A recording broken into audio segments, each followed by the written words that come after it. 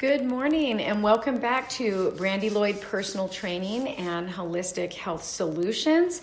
I want to apologize for having a little bit of space between my last podcast and this one.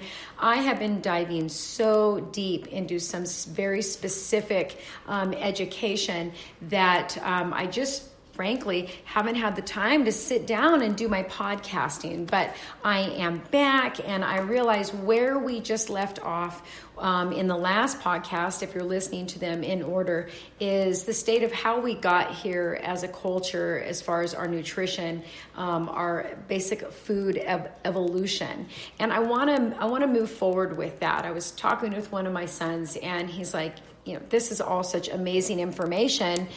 He says, now, I kind of want to know what the next step is. And I think that is a big part of lifestyle changing, is just getting on board and not making excuses and saying, well, this is what I know. I was raised on processed foods. I was raised with eating on the go. I don't know very much about nutrition, so this is kind of my walk. This is my life.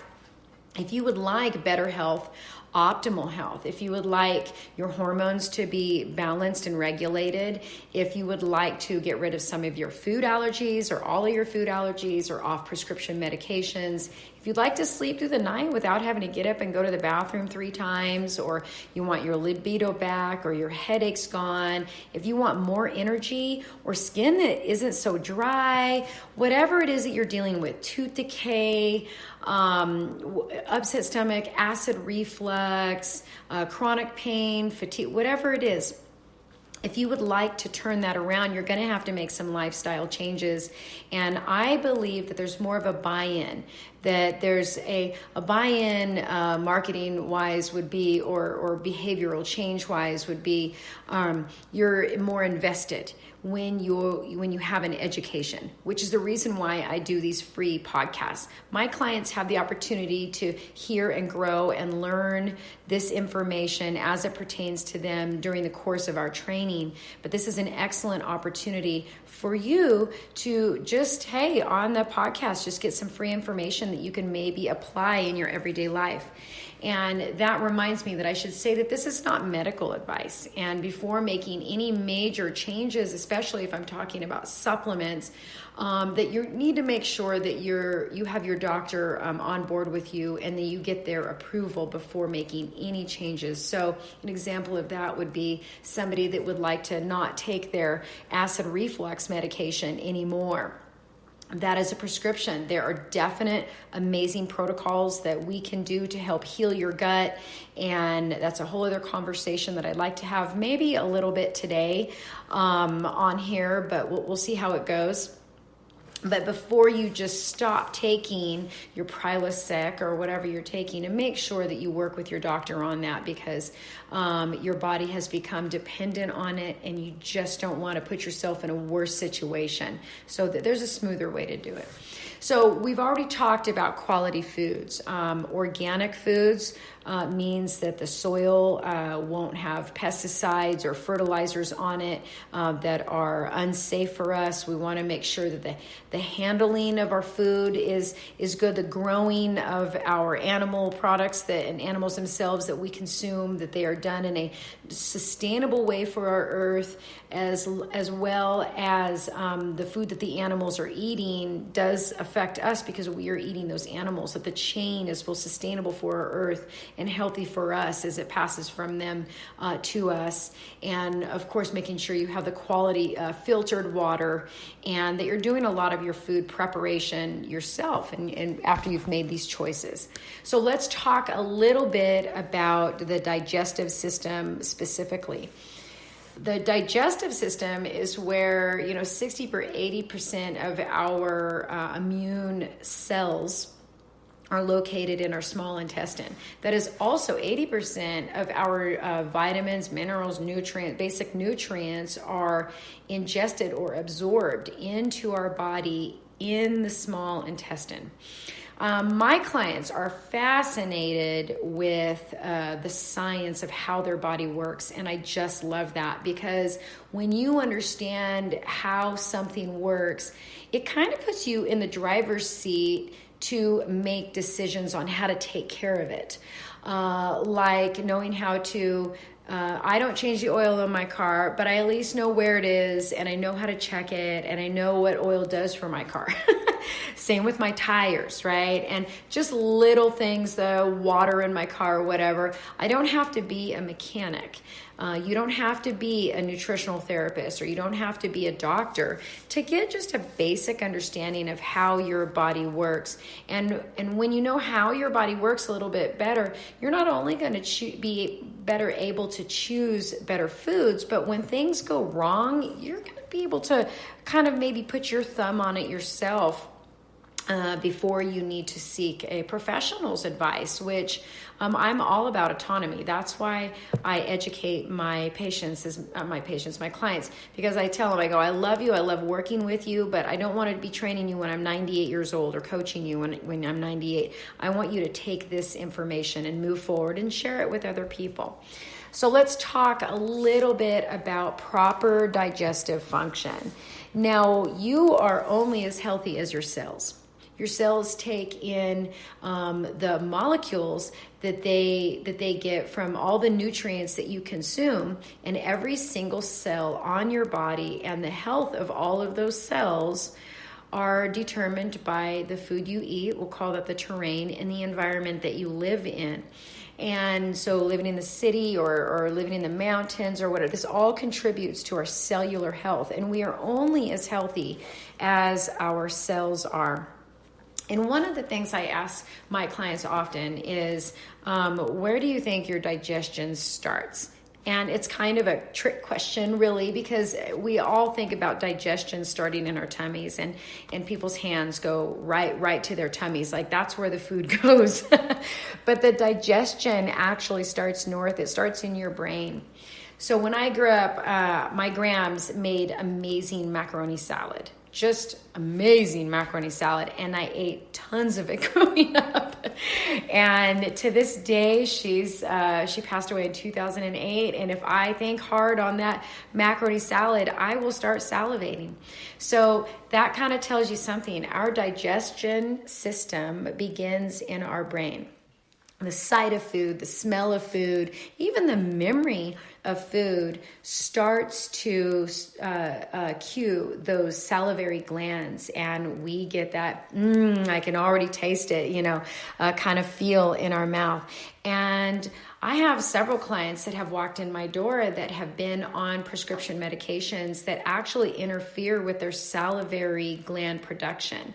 And your saliva is the first enzyme that is going to break down the foods that you eat.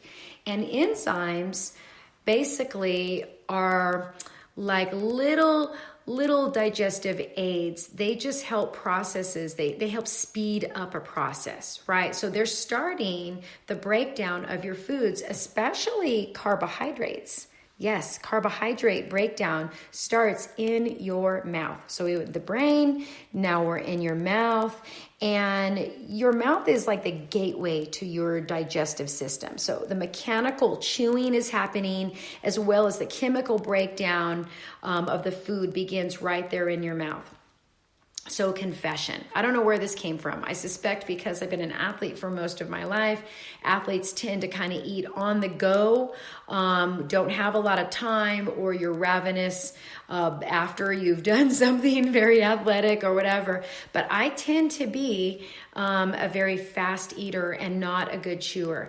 Neither of those processes are healthy for my guts. So one thing that you can do today, straight off the bat, if you would like to improve your digestive system, and dare I say your metabolism in general, as far as calorie burning and what you're doing with carbohydrates, chew your food more. I literally, depending on what the type of food is, I could probably do 2 or 3 bites and down it goes. Well, that's making a lot more work for my stomach once it gets down there. And assuming my stomach has the proper level of acids in there, I could be doing myself a real disservice. So chew your food well. I have to put my fork down. If I put my fork down, it does slow me down and I won't pick it up until my mouth is empty. And I must admit, I feel like I'm chewing for an eternity. My husband is a nice, slow eater, and it's just a habit that he has, or a personality trait. I don't know, but it's really good for all of us for that mechanical part of digestion. And just think how much more of the salivary gland or saliva is going to actually be able to break down just if we can chew. So ideally, a lot of people say 2 minutes, 3 minutes. For me, that is like an eternity. So I'm just trying to do it as long as I can without it being ridiculous. So what kind of environment we are in really matters.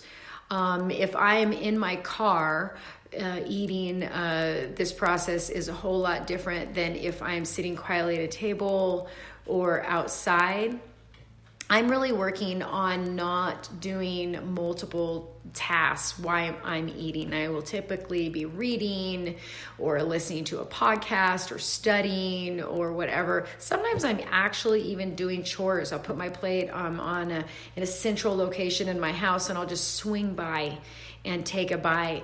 And that's really not good for our autonomic system, which we have two states for our bodies that we are in. We're either active or we're resting.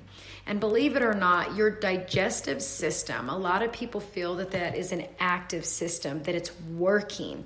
Well, it is working, but it needs to be in what is called a parasympathetic state.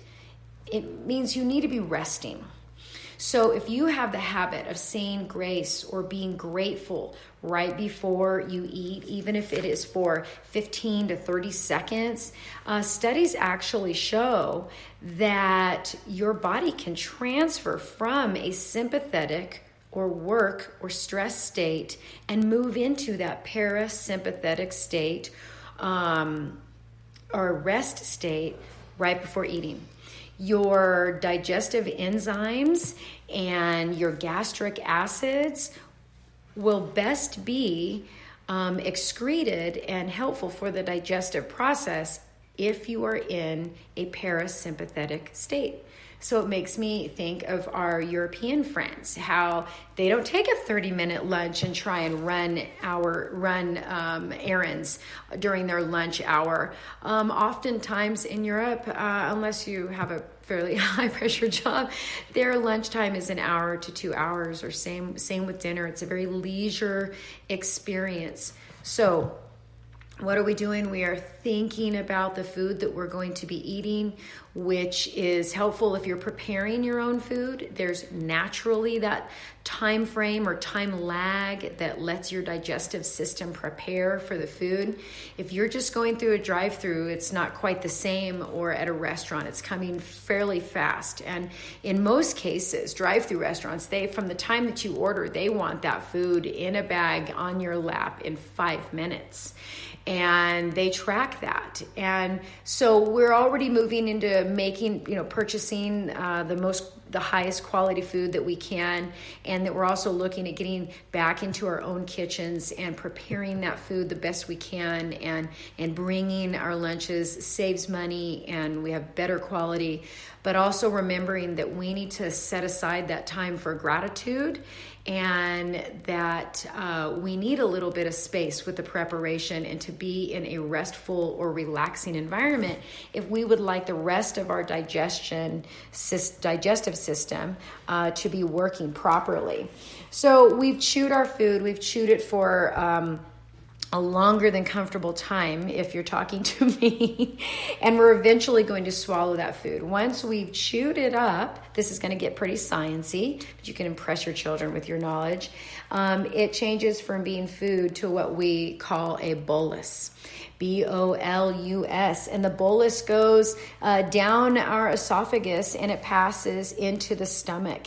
And you have a little doorway at the top of your stomach, and it is your cardiac sphincter. Some people call it your lower esophageal sphincter, LES. And it's just this little flap. And the little flap lets the food pass down. Now, the cool thing about our bodies is from the time that food hits our saliva,